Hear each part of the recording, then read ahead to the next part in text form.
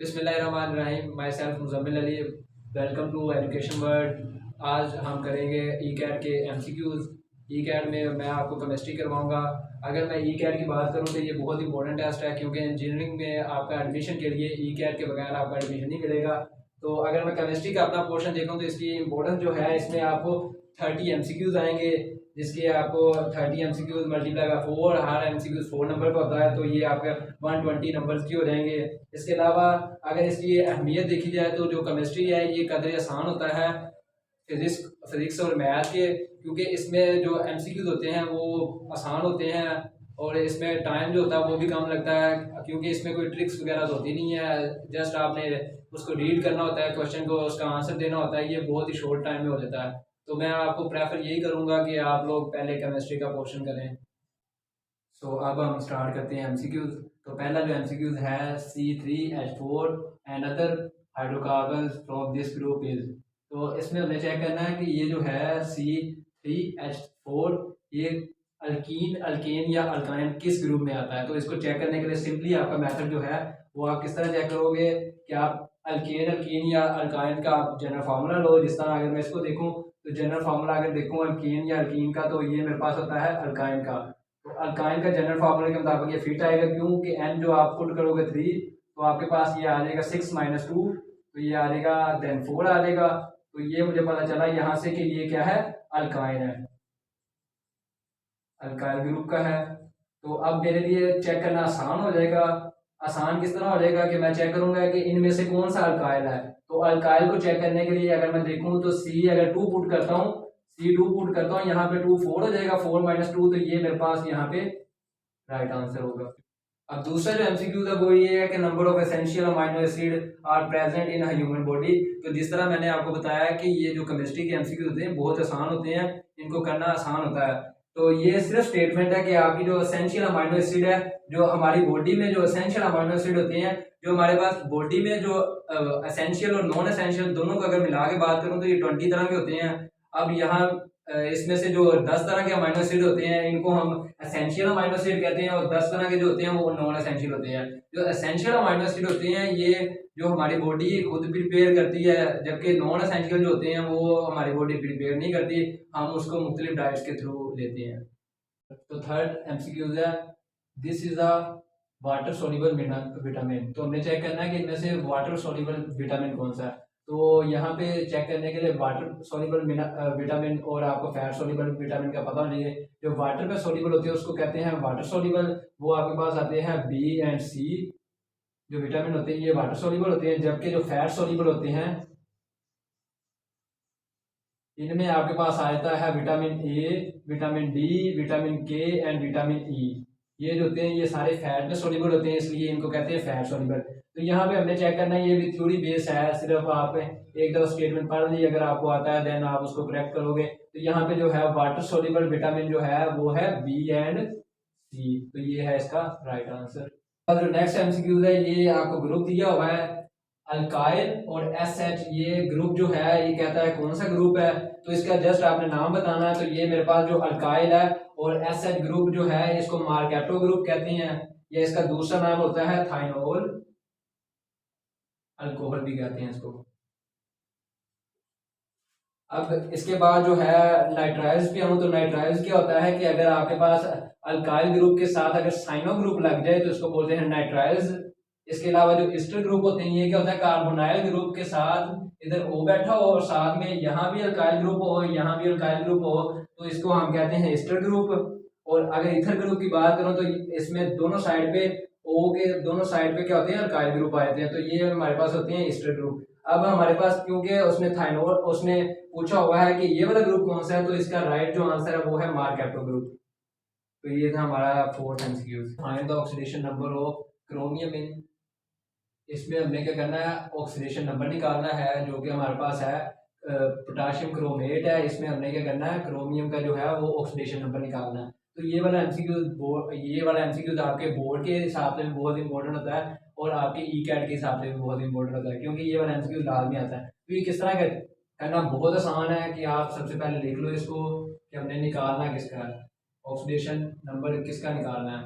तो ये न्यूट्रल है, न्यूट्रल का मतलब है कि इसको हमने क्या करना है, बराबर के जीरो पुट करना है। तो इसका किस तरह करेंगे कि हमें क्या करना है, अगर मैं देखूं पोटाशियम क्योंकि पहले ग्रुप में लाइज करता है तो इसका जो ऑक्सीडेशन नंबर होता है वो 1 होता है। ये क्या है, दो जो इसके एटम है वो लिखे हैं और इसका जो ऑक्सीडेशन नंबर होता है वो होता है +1।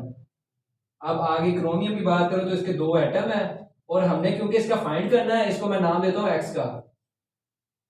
प्लस अब ऑक्सीजन है, इसके हैं 7 एटम है और इसका जो ऑक्सीडेशन नंबर होता है वो होता है -2, बराबर है 0 के। अब बराबर 0 के इसलिए पुट किया क्योंकि ये न्यूट्रल है।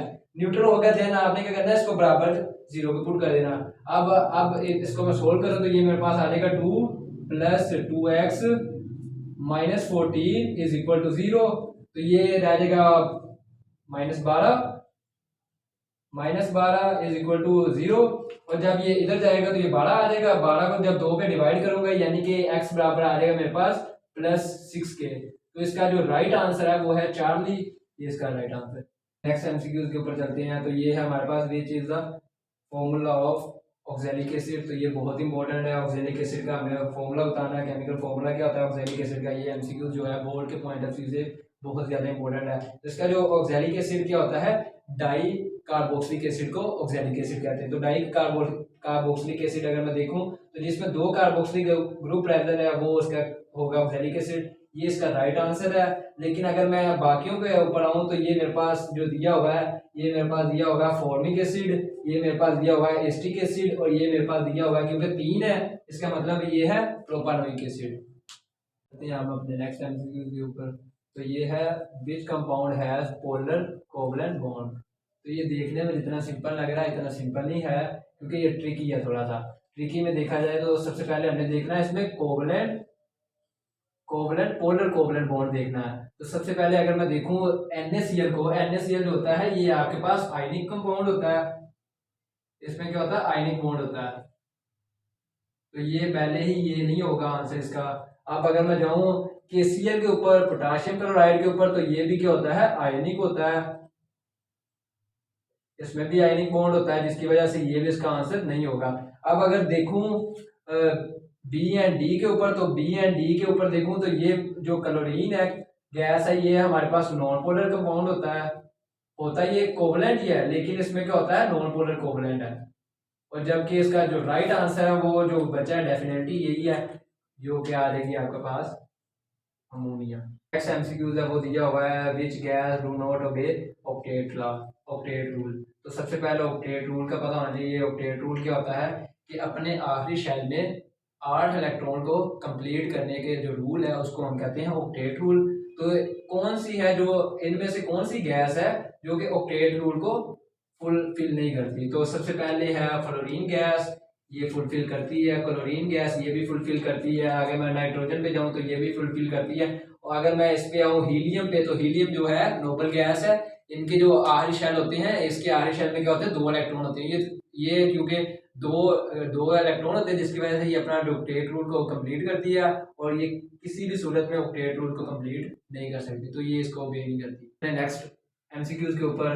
तो ये है which gas has the highest rate of diffusion. हमने चेक करनी कि रेट ऑफ डिफिजन किस में हाईएस्ट हो गई। तो ये ग्राहम का कानून था, ग्राहम ने अपना कानून दिया था जो कि हमारी फर्स्ट ईयर की बुक में चैप्टर 3 में। तो वो क्या था कि रेट ऑफ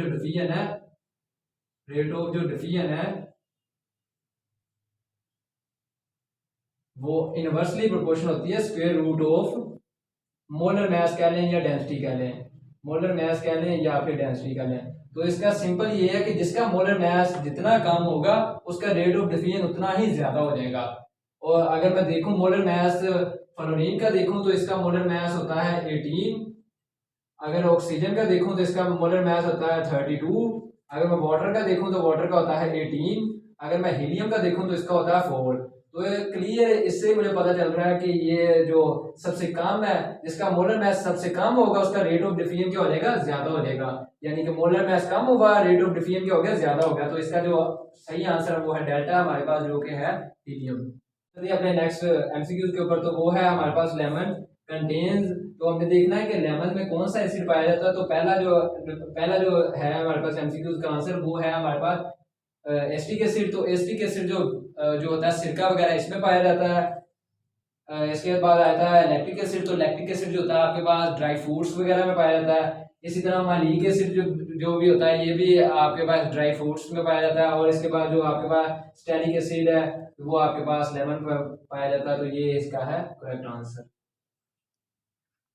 स्टूडेंट्स, तो देखा आपने कि जो केमिस्ट्री के एमसीक्यूज होते हैं ये बेसिकली सिर्फ आपके पास जो होती है इंफॉर्मेशन बेस होते हैं, इसमें ट्रिक्स वगैरह कुछ नहीं होता। इसलिए मैं आपको प्रेफर करता हूँ कि जब भी आपने ई कैट का टेस्ट देना तो आपने प्रायोरिटी देनी है कि सबसे पहले केमिस्ट्री के एमसीक्यूज को सोल्व किया जाए, ताकि आपने देख लिया है कि केमिस्ट्री के एमसीक्यूज जो है वो बिल्कुल आसान होते हैं। आपके पास 120 मार्क्स ये जो होते हैं ये आपके पास प्लस पॉइंट होता है। ये इसमें आपके पास ना तो ज़्यादा टाइम लगता है, आप इजीली उसको सोल्व कर लेते हो। तो बेस्ट ऑफ लक। तो व्यूअर्स, आज के लिए इतना ही काफ़ी है।